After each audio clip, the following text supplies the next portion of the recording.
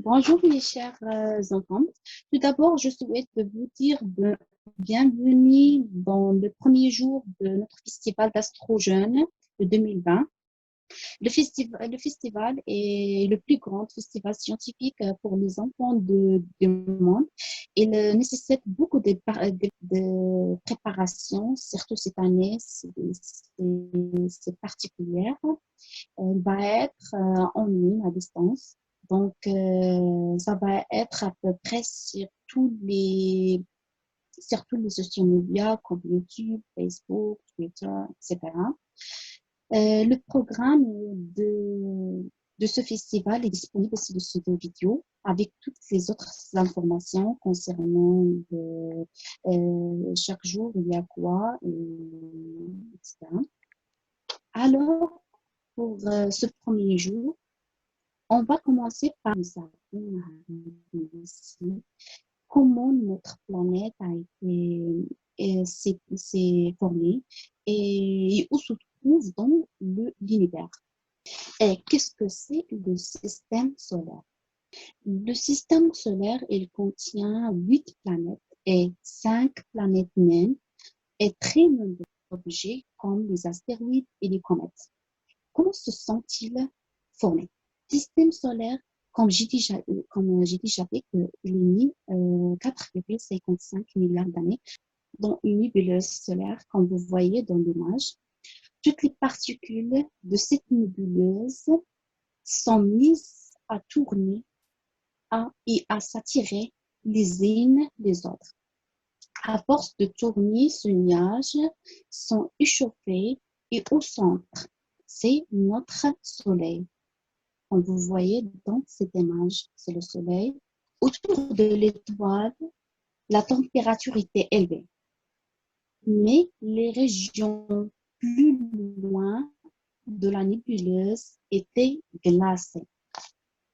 Et en 1 million d'années, les nuages de planètes géantes, Jupiter, Saturne, Uranus, Neptune, qu'on va voir après, se sont formés. Oui, ils sont attirés les gaz restant dans la nébuleuse. En même temps, le disque qui entoure le Soleil s'est refroidi, ont formé les planètes pendant au moins 1 milliard d'années. Le système solaire, c'est un ensemble composé d'une étoile autour de laquelle tournent des corps célestes. Parmi les corps célestes, on retrouve les planètes avec leurs satellites et une multitude des autres corps tels que les astéroïdes, les comètes. Et on commence par le centre de notre système solaire. C'est le Soleil. On observe que se lève et se couche. Pourtant, le Soleil brillant 24 heures sur 24 heures. Il fait le jour et la nuit, c'est parce que la Terre tourne sur elle-même. La Terre tourne autour de lui en 365 jours. Et le Soleil n'est qu'une étoile parmi de 400 milliards d'étoiles dans l'univers qui peuplent notre galaxie. Et le Soleil connaît comme les autres étoiles est formé de gaz. La température du Soleil est très élevée. Une partie de cette chaleur, de cette température du Soleil arrive jusqu'à la Terre sous forme des rayons. Il ne faut jamais regarder directement au Soleil en face. Même avec les limites du Soleil, elle risquerait de brûler la rétine dessus. On passe maintenant aux planètes et parmi ces planètes, il y a la première planète, Mercure. Mercure, c'est la plus proche du Soleil et composée de roches. Étant donné sa distance du Soleil, Mercure subit de grands éclats de température entre les jours, qui arrivent jusqu'à 4 438 degrés et la nuit, moins 170 degrés Celsius. Cette planète ne possède pas d'atmosphère, c'est-à-dire qu'il n'y a pas de l'oxygène pour vivre là-bas. Donc, il n'y a pas de vie sur Mercure. On passe maintenant à la deuxième planète, Vénus. C'est la seconde planète du système solaire et composée aussi par des roches. L'atmosphère est épuisée et la pression de l'atmosphère de Vénus est 100 fois supérieure à celle de l'atmosphère de la Terre. Elle est plus chaude que Mercure. Sa surface moyenne, sa température moyenne est égale à peu près 465 degrés le jour. Vénus ne se refroidit jamais. Et la structure externe du Soleil de Vénus présente une énorme quantité de volcans. Et Vénus est surnommé l'étoile de Berger, car cette planète réfléchit très bien les rayons du Soleil. Pour la troisième planète, il y a la Terre. C'est la troisième planète du système solaire, composée de roches aussi. Elle est dans l'état actuel de notre savoir la seule planète connue abritant la vie. Son atmosphère est principalement composée de l'azote et l'oxygène, des éléments sous forme de gaz. Et la température moyenne à sa surface est de 15 degrés Celsius. Il y a une grande proportion de l'eau liquide sur sa surface et la Terre paraît bleue depuis l'espace. Et donc surnommée la planète bleue. Et maintenant, voici une vidéo expliquant la formation de la Terre.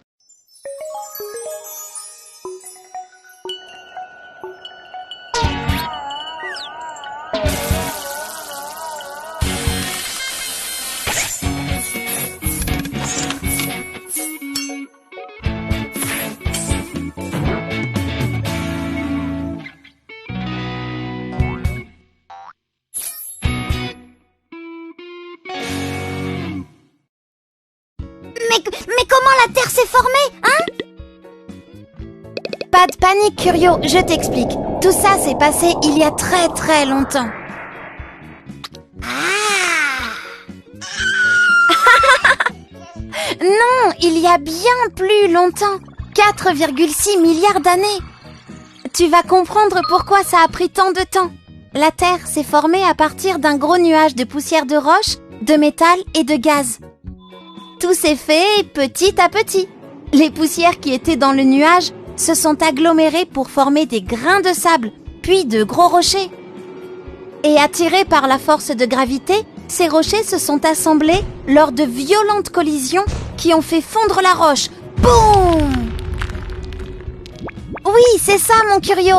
C'est un peu comme une boule de neige qui amasse tout sur son passage. Et voilà, quelques-uns de ces rochers ont fini par atteindre la taille d'une planète. Au début, la Terre était donc une boule en fusion, pas très accueillante. Le fer, qui est plus lourd, s'est concentré au centre pour former le noyau. Et la roche fondue s'est placée tout autour. C'est ce qu'on appelle le manteau. Puis une croûte s'est formée à sa surface. Il a fallu encore longtemps pour que la vie puisse se développer. Merci Noura, j'ai tout compris. Ah, et toi, tu as combien de milliards d'années? Retrouve chaque mois la bande des Curionautes dans ton magazine et sur le site curionaute.com.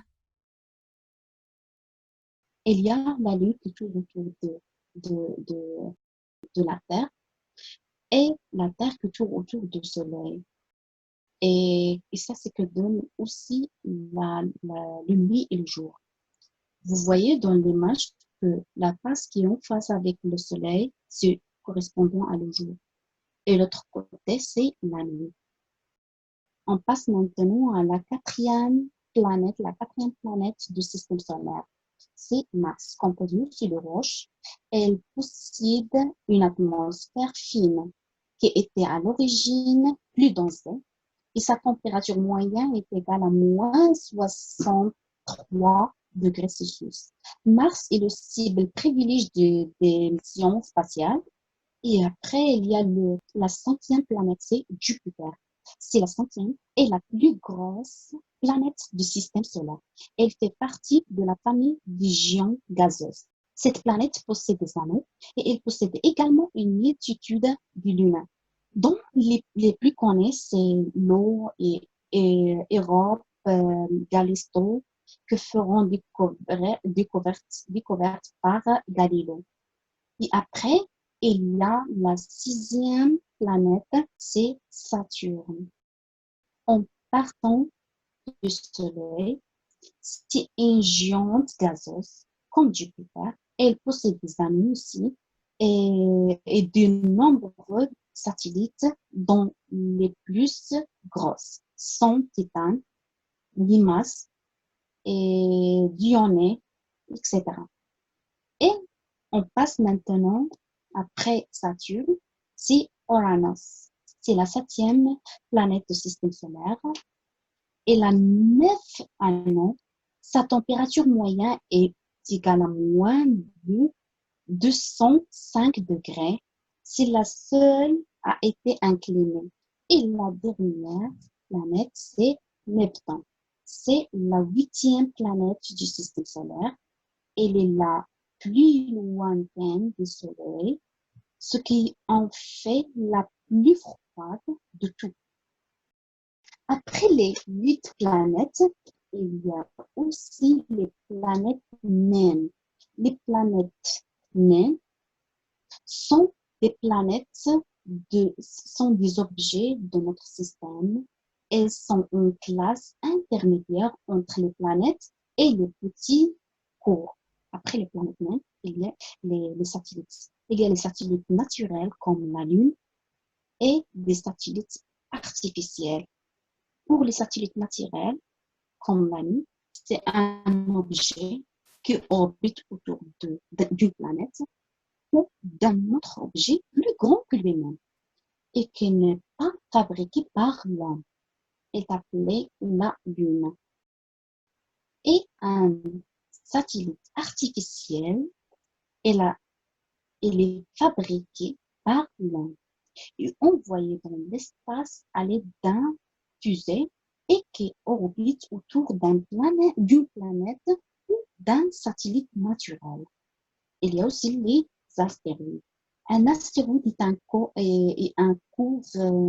courbe céleste composé de roches et de métal. Leur taille pouvant varier de moins d'un centimètre à quelques centaines de kilomètres. Une grande partie de ce objet céleste se trouve entre Mars et Jupiter. Ceinture, on l'appelait ceinture d'astéroïdes. Un autre regroupement important est situé au-delà de Neptune et s'appelle la ceinture de Kepler. Et dans le système solaire, il y a aussi autre courbe céleste s'appelle les comètes. Une comète et un astre aussi faisaient partie du système solaire. De près, ils ressemblent à des astéroïdes, sauf qu'ils sont faits en grande partie de glace et de poussière. Quand on s'approche du Soleil, du gaz et de poussière se échappaient de la comète et laisse une longue traînée sur son passage. Ça s'appelle l'accueil de la comète. En revenant aux planètes du système solaire, les planètes sont très différentes en type et en taille. Pour les types, il y a 2 types de planètes. Il y a les planètes rocheuses et les planètes gazeuses. Pour les planètes rocheuses, il y a 4 planètes. Il y a Mercure, Vénus, la Terre, Mars. Et les planètes gazeuses, il y a Jupiter, Saturne, Uranus et Neptune.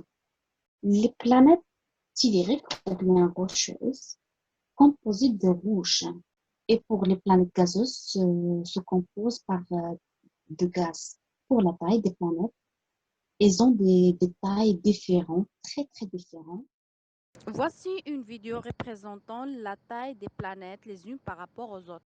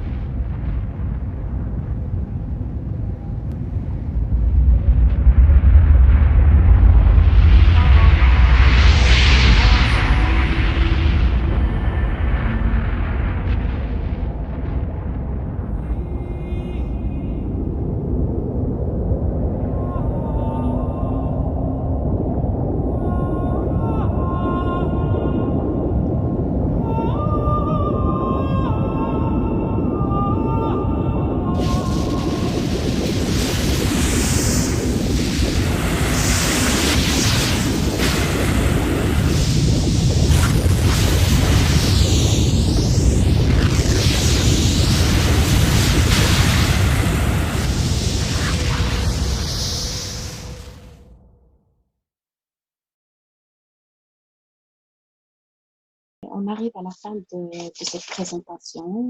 Merci pour votre attention. N'hésitez pas de poser des questions si vous avez des questions, n'hésitez pas de les poser.